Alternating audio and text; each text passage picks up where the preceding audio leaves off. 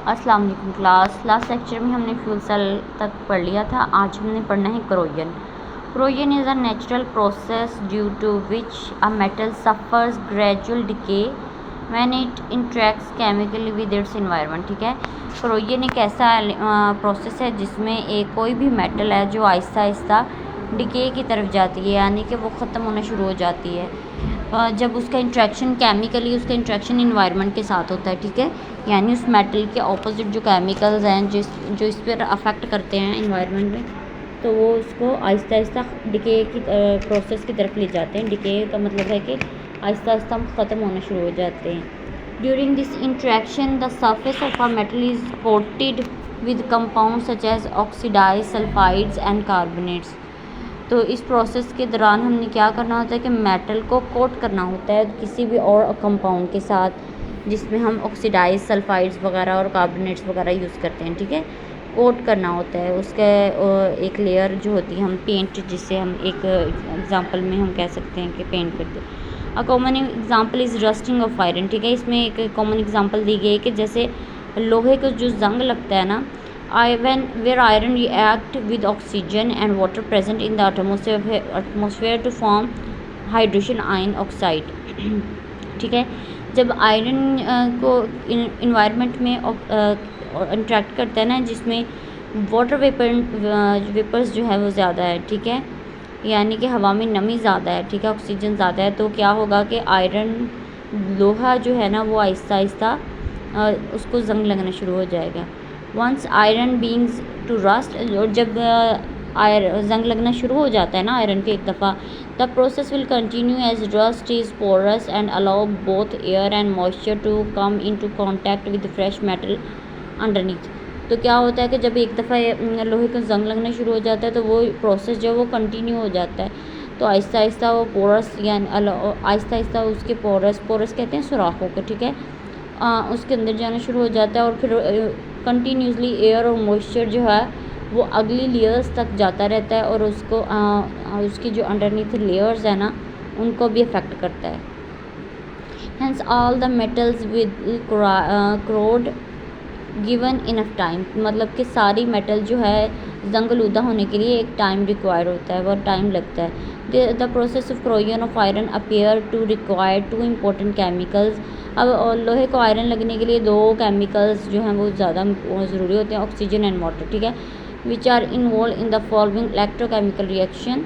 और यहाँ पे उनका इलेक्ट्रोकेमिकल रिएक्शन दिखाया गया। Iron loses electron from affiance. ठीक है, क्या होता है कि आयरन के अंदर जो है फ्लोरीन जो है वो आयरन इलेक्ट्रॉन्स जो है वो लूज़ करती है। कैसे करती है? टू आपको पता है कि ये देखें, टू एफ है ना, तो यहाँ से दो इलेक्ट्रॉन्स जो है 4 इलेक्ट्रॉन्स जो हैं वो निकले हैं।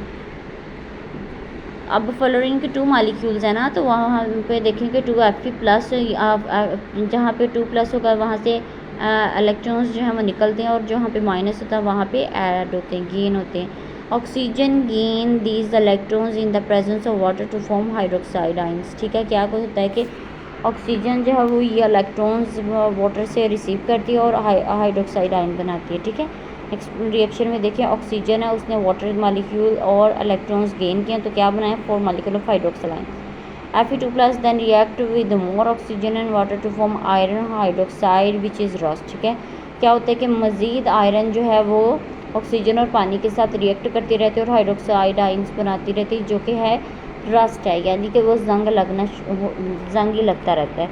Fe2+ देखें तो 2+2 हाइड्रोक्साइड है, तो ये रिएक्शन होता रहता है इन्वायरमेंट में जो कंटिन्यू हो जाता है कि आयरन जो है वो हाइड्रोक्साइड्स के साथ रिएक्ट करके रस्ट बनाती है, FeOH2। ठीक है, ऐसे ही 4 मालिक्यूल FeOH2 के हैं, प्लस ऑक्सीजन प्लस वाटर है, तो 4 FeOH3। ठीक है, मीन्स के जो रिएक्शन स्टार्ट हुआ है वो कंटिन्यू हो गया है।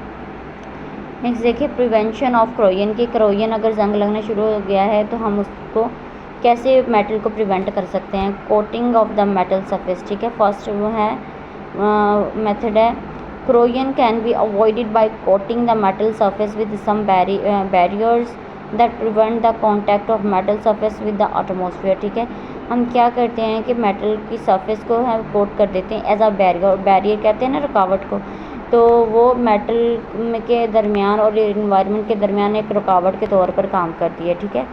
From this purpose the metal surface are protected by either greasing or with oil or painting. Other methods of protection are galvanization, electroplating और sacrificial protection.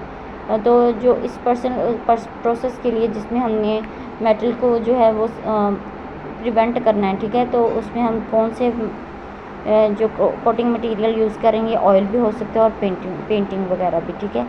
नेक्स्ट जो प्रोसेस है वो गैल्वेनाइजेशन, इलेक्ट्रोप्लेटिंग और सैक्रिफिशियल प्रोटेक्शन है। Next देखिए galvanization. Galvanization is a common method to protect और steel from rusting, ठीक है। गैल्वेनाइजेशन ऐसा मेथड है जिसमें हम आयरन को स्टील के साथ मिक्स कर देते हैं रस्टिंग से बचाने के लिए।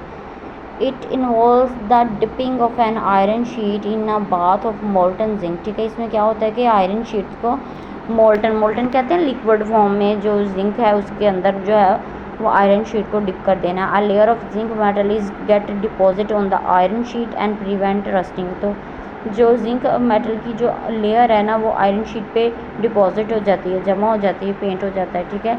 तो जो उसको रस्टिंग यानी कि जंग से बचाता है। टिन के cans are actually steel cans which can be coated with the thin layer of tin, ठीक है। जैसे कि टीन पैक हम पीते हैं ना, कोल्ड ड्रिंक वगैरह और कुछ भी जो भी मटेरियल टीन पैक में होता है तो उसमें क्या होता है कि वो एक्चुअली स्टील ही होता है लेकिन उसके ऊपर टीन की लेयर को टीन की लेयर से कोट किया जाता है। नेक्स्ट है sacrificial protection. In sacrificial protection a more reactive metal like zinc और magnesium is used which will corrode in place of the less reactive metal like iron, ठीक है। कि जो लेस रिएक्टिव मेटल्स होती हैं जैसे कि उन्होंने बताया है कि जिंक हो गया या मैग्नीशियम हो गया, इसको हम लेस मेटल जो आयरन मेटल के साथ लेस रिएक्टिव होते हैं, ठीक है, उसको उसके ऊपर कोटिंग कर दी जाती है। Magnesium is often employed to protect steel in buried fuel tanks and pipes lines and ships hulls submerged in sea water, ठीक है। कि मैग्नीशियम एक और बहुत सी अप्लाइंसेस जैसे कि हम पाइपलाइंस हो गया, टैंक्स हो गया, शिप्स हो गई सबमर्ज्ड हो गई, जो सी वाटर के अंदर जो है ना सबमर्ज्ड मेरीन्स होती हैं उनको कोट करने के लिए इस्तेमाल किया जाता है। The difference in the activity of two metals magnesium and iron causes the current to flow between them, ठीक है। कि दो मिक्सचर एट मेटल्स के मिक्सचर में क्या हो सकता है कि करंट फ्लो हो सकता है। प्रोसेसिंग क्रोयन on the more active metal protecting the less active metal iron. तो इसमें क्या होगा कि क्रोयन से बचाने के लिए जो मेटल के ऊपर ना एक्टिव मेटल के ऊपर जो है वो लेस एक्टिव मेटल आयरन वगैरह की कोटिंग की जाती है। नेक्स्ट है electroplating. Electroplating is the process in which metal is deposited on an other metal electrolytically, ठीक है। एक मेटल के ऊपर दूसरे मेटल की प्लेटिंग करना, पेंट या करना या डिपॉजिट करना इलेक्ट्रोलिटिकली, ठीक है। There are 3 main objective of electroplating. इसके ऑब्जेक्टिव्स क्या हैं, ठीक है। फर्स्ट है डेकोरेशन है, प्रोटेक्शन एंड रिपेयर है। डेकोरेशन में the deposit of noble metals like gold and silver on the inexpensive metals to enhance their beauty, ठीक है। कि डेकोरेशन में हम क्या करते हैं कि कोई भी less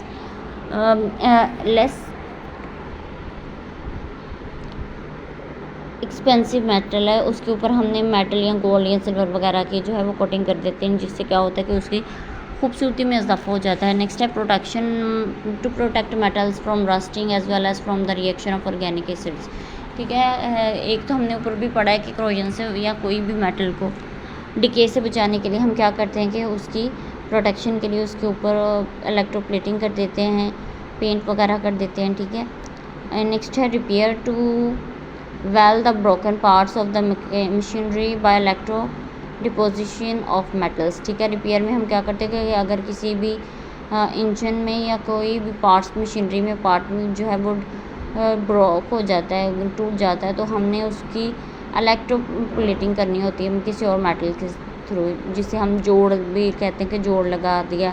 generally copper, silver, chromium और निकल एंड गोल्ड आर इलेक्ट्रोप्लेटेड, ठीक है। जिसमें ये सारी मेटल्स बताई गई हैं कि जो इलेक्ट्रोप्लेटेड हो सकती हैं, जिनमें कॉपर है, सिल्वर है, क्रोमियम, निकल और गोल्ड वगैरह हैं। नेक्स्ट देखें प्रोसीजर ऑफ इलेक्ट्रोप्लेटिंग कैसे हो सकता है। यहाँ पे फिगर में भी दिखाया गया 16.7 इलेक्ट्रोप्लेटिंग, ठीक है। The articles to be electroplated is first clean with the sand and then washed with the caustic soda solution and finally with plenty of water, ठीक है। क्या होता है कि किसी भी मेटल को जो है सबसे पहले सैंड के साथ या किसी भी कॉस्टिक सोडा सोल्यूशन वगैरह के साथ और या पानी के साथ जो है वो साफ़ किया जाता है, ठीक है। उसकी सरफेस को क्लीन किया जाता है। This article is then made up of cathode while the metal to be deposited is made of anode. हमने पहले भी कैथोड और एनोड के प्रोसेसेस पढ़े हैं, जिसमें हमने कहा है कि जिस मेटल को हमने कोट करना है तो हम उसको एज अ कैथोड यानी कि नेगेटिवली चार्ज कर लेते हैं, ठीक है। और जिस मेटल को हमने ऊपर प्लेटिंग करनी है ना उसको हम एज अ एनोड चार्ज कर लेते हैं। The electrolyte is salt of metal being deposited on the electroplating is carried out in the tank made of cement, glass और वुड, ठीक है। तो इसमें यहाँ पे एक दिखाया गया कि इलेक्ट्रोलाइट हम कौन सा साल्ट को यूज़ कर लेते हैं of the metal being deposited and the electroplating is carried out in the tank. और इलेक्ट्रोप्लेटिंग कहाँ होती है, एक टैंक में होती है जो कि सीमेंट का बना हो सकता है, ग्लास का और लकड़ी का। It is called electrolytic tank. तो हम उसको क्या कहेंगे, जिससे सेल में इलेक्ट्रोप्लेटिंग हो रही होती है उसको हम कहेंगे इलेक्ट्रोलिटिक टैंक है। The process of electroplating is shown in figure में दिखाया गया। अब इसमें प्रोसेस क्या है। The electrolyte chosen should have the following properties. जो इलेक्ट्रोलाइट हम यूज़ करें उसकी प्रॉपर्टीज़ दर्ज झैल है। वेरी सॉलेबल इन वाटर यानी कि आसानी से पानी में घुलने वाला हो। गुड कंडक्टर यहाँ पे के मतलब कि उससे ईज़िली कोई भी चीज़ जैसे करंट हो गया या फिर कुछ भी मेटल वगैरह वो और ईज़िली गुजर सकती हूँ। नॉट ईजी ऑक्सीडाइज्ड और रिड्यूस्ड और हाइड्रोलाइज्ड ले। और जो इलेक्ट्रोलाइट है वो ना तो ईज़िली ऑक्सीडाइज होने वाला हो, ना ही रिड्यूस्ड होने और ना ही ऑक्सीडाइज्ड होने वाला हो। अगर ऑक्सीडेशन रिडक्शन वगैरह प्रोसेस स्टार्ट होता रहे तो वो फिर इलेक्ट्रोप्लेटिंग जो है वो कंप्लीट नहीं होगा, ठीक है, ना वो स्टे करेंगे। इनएक्सपेंसिव होना चाहिए यानी कि उसकी बहुत ज़्यादा कॉस्टली नहीं होना चाहिए setup. Electrodes are dipped in the electrolytic tank containing the electrolyte and electric current is pass, ठीक है। तो जो इलेक्ट्रोड्स होते हैं वो इलेक्ट्रोलिटिक टैंक में डिप होते हैं और उसमें से इलेक्ट्रिक करंट जो है वो गुजरता है। A thin layer of noble metal is deposited on the article of the being electroplated. और कोई भी मेटल जिसको हमने इलेक्ट्रोप्लेट करना है उसके ऊपर जो है वो एक थिन लेयर नोबल मेटल, कोई भी अच्छी सी मेटल जो उसके सूटेबल हो, जो उसके ऑपोजिट रिएक्टिंग करती हो, ठीक है, वो उसके ऊपर जो है वो उसकी प्लेटिंग कर दी जाती है। The following condition should be fulfil to get good deposits. तो क्या होता है कि उस कंडीशन में एक अच्छी डिपोजिशन हो जाती है, जैसे कि हाई करंट होता है, डेंसिटी है, ये सारी प्रॉपर्टीज़ हैं जिसकी वजह से इलेक्ट्रोप्लेटिंग एक अच्छी डिपोजिशन हो जाती है उसके ऊपर मेटल की, जिसमें हाई करंट डेंसिटी है, लो टेम्परेचर है, high concentration of the metal in its electrolyte यानी कि करंट की डेंसिटी भी अच्छी होनी चाहिए, टेम्परेचर भी लो होना चाहिए और कंसनट्रेशन जो मेटल की कंसनट्रेशन है वो भी ज़्यादा होनी चाहिए इलेक्ट्रोलाइट के अंदर। अब एग्जांपल में देखें सिल्वर प्लेटिंग है। The procedure for silver plating is the same as described in the previous topic except that the electrolyte used in the solution of potassium argentocyanide, ठीक है, KAgCN2, ठीक है, and anode is the pure silver. The following ions are formed in the electrolytic solution. यहाँ पे बताया गया कि silver plating के लिए जो प्रीवियस टॉपिक में भी बताया गया है, ठीक है। इलेक्ट्रोलाइट यूज़ किया जाता है एज अ सोल्यूशन उसमें कौन सा होगा कि पोटाशियम अर्जेंटिनो सेनाइड्स, ठीक है, और एनोड जो होगा वो प्योर सिल्वर का होगा। The following ions of the formed electrolytic solution. तो क्या है कि जो आयंस हैं ये क्या बनाएंगे, इलेक्ट्रोलिटिक सोल्यूशन बनाएंगे। किसका बनाएंगे, पोटाशियम अर्जेंटो सेनाइड का, जिसका फॉर्मूला है KAgCN2, ठीक है। ये इसमें क्या हो गया कि पोटाशियम आयन अलग हो जाएंगे और CN अर्जेंटिनो साइनाइड्स के ये अलग हो जाएंगे। अर्जेंटिनो साइनाइड देखें नेक्स्ट, मज़ीद अर्जेंटिनो में और साइनाइड में कन्वर्ट हो जाएगा। When the electric current is passed, Ag plus ions migrate toward the cathode and deposit after picking up electron। कि जब इलेक्ट्रोलाइट में से करंट पास होगा तो क्या होगा कि Ag आयंस जो हैं वो कैथोड की तरफ जाना शुरू हो जाएंगे, वहाँ पे डिपॉजिट हो जाएंगे और after picking up electron gain करने के बाद कैथोड पे डिपॉजिट हो जाएंगे। Cyanide ions moves toward anode, cyanide ions जो है नेगेटिवली है तो वो एनोड की तरफ जाएंगे, where they are act to silver to form AgCN which combine with CkCN to reproduce the electrolytes। तो क्या होता है कि जो AgCN है इसमें जो सिल्वर है रिएक्ट करता है AgCN के साथ विच कंबाइन विद KCN, तो वो क्या मिल के आप उसमें क्या बनाते हैं KCN, पोटाशियम साइनाइड, और जो रिड्यूस हो जाते हैं, ठीक है, इलेक्ट्रोलाइट के अंदर।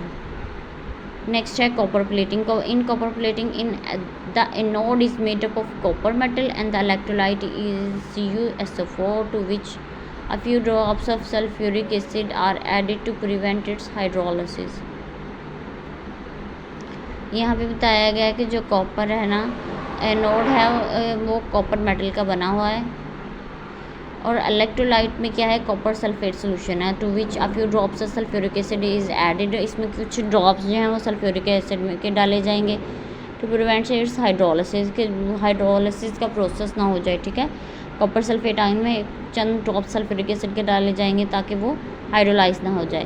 The articles to be electroplated is made of the cathode, के इलेक्ट्रोप्लेटिंग तो कैथोड पे होगी ना। The following electrolytic reaction are take place at the electrodes. क्या होगा एनोड के ऊपर, क्या होगा कि कॉपर क्या है तो वो क्या है, इलेक्ट्रॉन्स जो है वो रिमूव कर देगा और कैथोड जो है वो कॉपर से इलेक्ट्रॉन रिसीव करके कॉपर आयन में कन्वर्ट हो जाए, कॉपर में कन्वर्ट हो जाएगा, सॉरी। नेक्स्ट देखिए इंटरेस्टिंग इन्फॉर्मेशन में देखिए chromium plating is usually done on iron और ऑन अ स्लीन, यानी कि क्रोमियम की जो प्लेटिंग हम करते हैं वो किस पे करते हैं, आयरन पे करते हैं और स्टील पे करते हैं।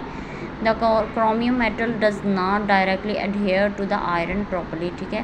क्रोमियम मेटल है जो डायरेक्टली है ना आयरन के साथ इंट्रैक्ट नहीं करती, therefore iron is first copper और निकल प्लेटेड। तो यही वजह है कि आयरन जो है वो निकल और कॉपर वगैरह से सबसे पहले प्लेट हो जाता है, प्लेटिंग हो जाती है उसकी।